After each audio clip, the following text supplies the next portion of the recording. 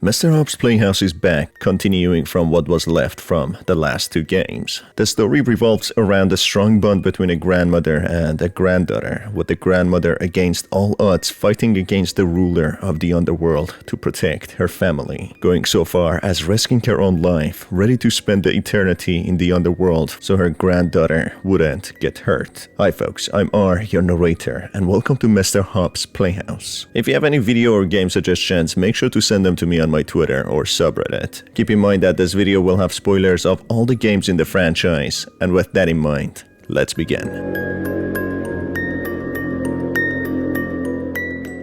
Following the events of the previous games, Ruby survives the house fire after the horrifying encounter with Mr. Hobbs, the demonic entity embodying a plush toy. In the fire, Ruby loses both of her parents and becomes heavily traumatized, not being believed by her peers and classmates, being labeled as someone with delusions, which further leaves a negative impact on an already traumatized Ruby. Not able to cope with the rumors that she was the cause of her parents' death, Ruby drops out of school, moving in with her Aunt Debbie. One late evening, exploring the empty house with Aunt Debbie being out, possibly for work or other matters, she leaves a note instructing Ruby to get a pizza while she's gone. As Ruby walks around the house, the lights suddenly shut off when she sees her doll Holly appearing in the living room, even though it was placed in her bedroom. Starting to get scared, remembering her past traumatizing experience on how similar it was, she decides to quickly get back to bed, so maybe all of this magically would resolve itself. As soon as she gets back to her bedroom, she hears a faint sound from the other side of the closed door, ordering her to open the door when it becomes more clear, resembling the sound of her deceased father.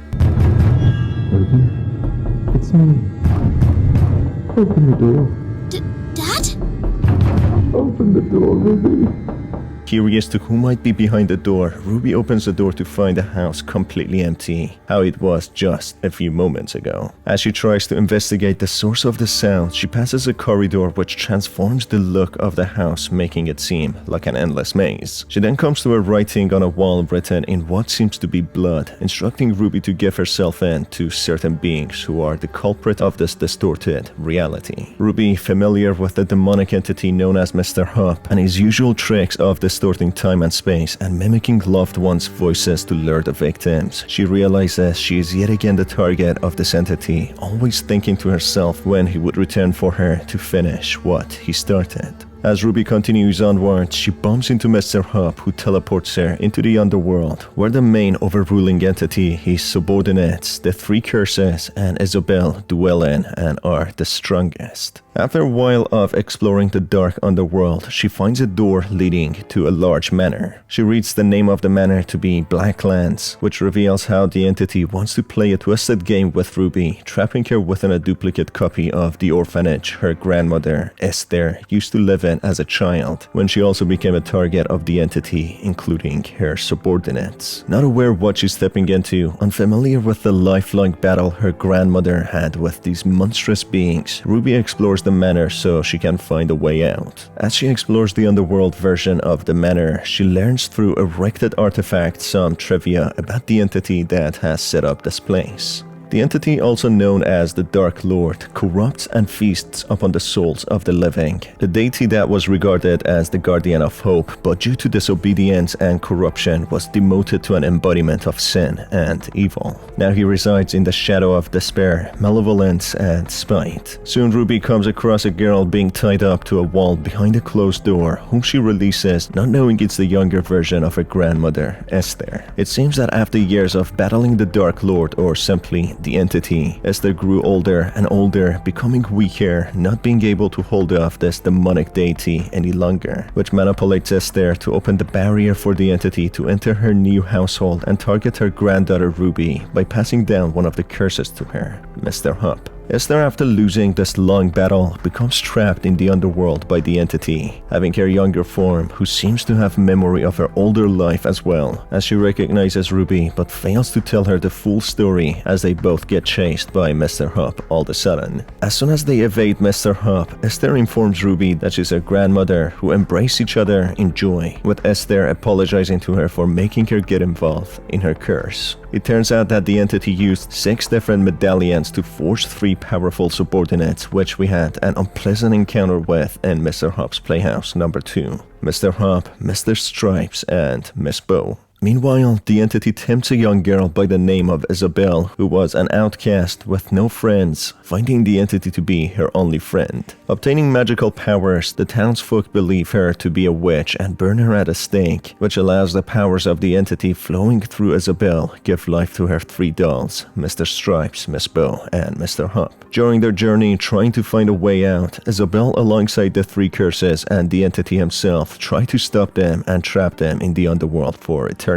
Esther proved to be a challenge for the arrogant entity as she resisted his urges and power, but for the entity he found the purity of Esther's soul too enticing to give up so easily. His arrogance led to Esther going to the underworld and defeating the entity, confining them in the underworld. But for an eternal deity like the entity, he could wait a lifetime to strike again as his pride had been trumped. The vengeful and vindictive entity even went so far as to target Esther's entire bloodline, going after her granddaughter Ruby and take her to the underworld to torment both of them. Esther explains how she needs to find the necklace with the 6 symbols again in order to defeat the entity and possibly escape the underworld. Just as she explains the nature of this world and the entity, the floor under Ruby's feet collapsed, dropping her to a pitch black underground, separating Ruby and Esther from each other, robbing them from the sense of relief and security of being close to each other. After a while, Esther manages to find Ruby and reunite with each other, with Ruby finding her way to the upper floor. As they proceed to find the remaining medallions, Ruby gets kidnapped by the entity, separating her from Esther yet again. That's when the entity tries to use his manipulative skills to tempt Ruby to lead him to Esther so he can reclaim his medallions. He lies that Esther is malicious and evil for stealing the medallions, making the entity and his subordinates suffer, beings that only purpose is to help lost souls